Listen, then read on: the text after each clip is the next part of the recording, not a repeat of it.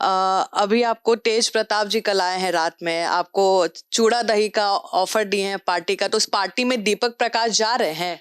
इसमें पॉलिटिकल कुछ भी नहीं है। अच्छा दीपक जी, जो आपके पार्टी के 3 विधायक हैं, कहीं ना कहीं पहले दिल्ली जाते हैं, नितिन नवीन के साथ तस्वीरें वायरल होती हैं और अब कहीं ना कहीं उनका सामने अब विरोध कर रहे हैं कि भाई हम अगर मेरे ऊपर कोई कार्रवाई होती है तो हम पार्टी छोड़ देंगे, लेकिन हम वापस इसमें नहीं घुसने वाले हैं, हमको राजनीति नहीं करनी है।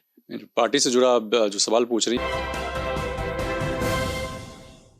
नमस्कार, स्वागत है आपका सिटी पोस्ट लाइव में। मैं हूं मुस्कान। अभी आपको बता दें, बिहार में 2 लोग काफी एक्शन मोड में है, एक विजय सिन्हा और दूसरे हैं दीपक प्रकाश। कैसा लग रहा है अभी काम करके? क्या लग रहा है कि क्या क्या कमी है? पहले हम आपके क्षेत्र की बात करते हैं। आपका जो डिपार्टमेंट है कहीं ना कहीं ब्लॉक लेवल है और वहीं कहीं ना कहीं बताता है कि आपका राज्य कितना आगे जाके डेवलप होगा, क्योंकि नीचे से शुरू होता है। आप विभाग में काम किए हुए आपको, हमको लगता है महीना हो चुका है। क्या लग रहा है, क्या क्या कमियां थी जिसपे काम करना पड़ रहा है, आपको ज्यादा मेहनत करना पड़ रहा है? काफ़ी कुछ पिछले 1 डेढ़ महीने में सीखा है, देखा है।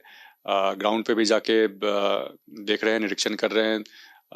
पदाधिकारियों के साथ समीक्षा बैठक अलग अलग जिलों में चल रहा है। तो जहाँ कहीं भी लोगों की जो समस्याएं आ रही हैं उनका कैसे बेहतर तरीके से निराकरण हो पाए, जो परियोजनाएं हैं कैसे उनका गुणवत्तापूर्ण तरीके से और ससमय पूरी हो पाए, इन सभी चीज़ों को लेकर के जो भी एक्शन लेना है, जो भी पदाधिकारियों को निर्देश देना है, इन सभी चीज़ों पे काम हो रहा है। दीपक जी, 2 बातें चल रही हैं। एक जो पंचायत चुनाव होने वाला है उसमें 2 चीजें आ रही हैं। एक परिसीमन की बात आ रही है, एक नया रोस्टर का बात आ रहा है। वो थोड़ा क्लियर कर दीजिए। चूंकि आरक्षण के रोस्टर को लागू हुए हुए 10 साल हो गए हैं, जी। तो इस बार नया रोस्टर लागू होगा।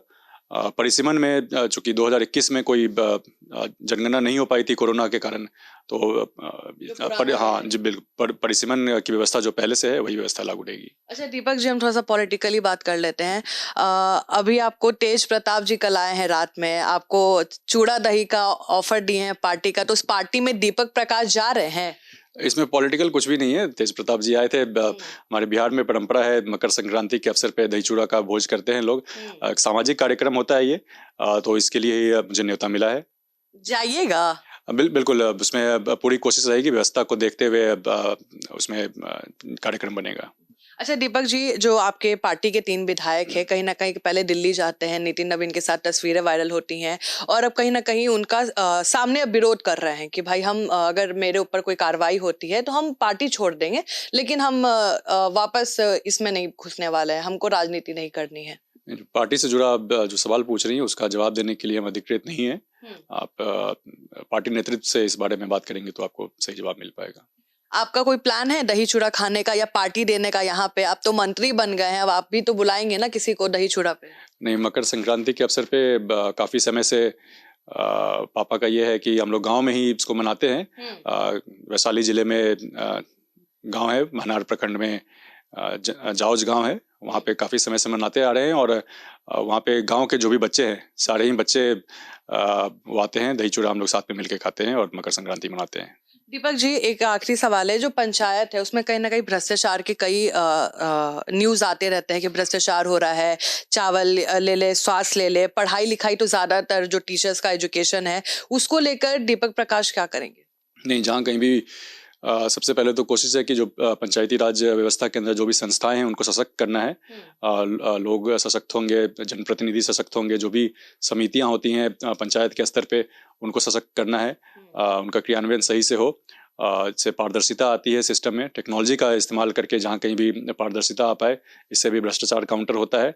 और साथ ही साथ अगर कहीं पे कोई भी परियोजना क्रियाशील है या फिर वहाँ काम चल रहा है, वहाँ पे निर्माणाधीन है, तो उसके लिए हर तरीके से हम निरीक्षण भी कर रहे हैं। जहाँ कहीं भी किसी प्रकार की अगर समस्या आती है, भ्रष्टाचार को लेकर के हो, गुणवत्ता को लेकर के हो, या समय पे पूरा करने की बात हो परियोजना को, तो उसके ऊपर जो कुछ भी एक्शन लेना होगा वो सब काम किया जा रहा है। दीपक जी, कहीं ना कहीं कहा जाता है कि कर्मचारी कई बार कहते हैं ना कि खाना फूर्ती करते हैं। अगर जनता को कंप्लेन करना हो, अगर कर्मचारी नहीं सुन रहे हैं, बड़े अफसर नहीं सुन रहे हैं, तो उनके पास क्या विकल्प आप दीजिएगा? नहीं, जनता हम बिल्कुल लोगों से बिल्कुल अप्रोचेबल रहते हैं। बहुत सारे लोग हमसे मिलते भी हैं, अपनी समस्याएं बताते हैं, सुझाव देते हैं। शिकायत भी करते हैं, जो कुछ भी होता है बताते हैं और उसके ऊपर एक्शन लिया जा रहा है। और बाकी विभाग के अंदर भी एक संस्थागत व्यवस्था आगे चल के देखने को मिलेगी, ताकि आम जन आकर के या राजनीतिक कार्यकर्ता हैं वो अपनी बात उस के माध्यम से, उस व्यवस्था के माध्यम से अपनी बातें पहुंचाएंगे और उस पर एक्शन लिया जाएगा। ठीक है, कोई मैसेज देना चाहेंगे नए युवाओं को? नए युवाओं को मेरा मैसेज है, खुद क्योंकि आपको देख के लोग राजनीति में अब आना चाह रहे हैं जो भागते थे। नहीं, मेरा सौभाग्य है, अगर मुझे इस लायक समझते हैं लोग, मुझसे एक जुड़ाव महसूस करते हैं, तो मेरा सौभाग्य है। मेरी सभी लोगों से विनती रहेगी, राजनीतिक रूप से जागरूक बने, सामाजिक रूप से जागरूक बने, और जहाँ कहीं भी उनको लगता है कि वो योगदान कर सकते हैं समाज में या राजनीति में, उनको आगे आना चाहिए। नए लोग आएंगे, युवा आएंगे, तो उससे लोकतंत्र भी मजबूत होगा। तो आप सुन रहे थे दीपक प्रकाश को, जितने सवाल मेरे जहन में थे मैंने पूछा, और कंट्रोवर्सी से थोड़ा बच के रहते हैं और कंट्रोवर्सी में नहीं जाना चाहते, अपने फील्ड से मतलब रखते हैं। आपके जहन में कोई सवाल हो जो छूट गया हो, हमें जरूर बताएं।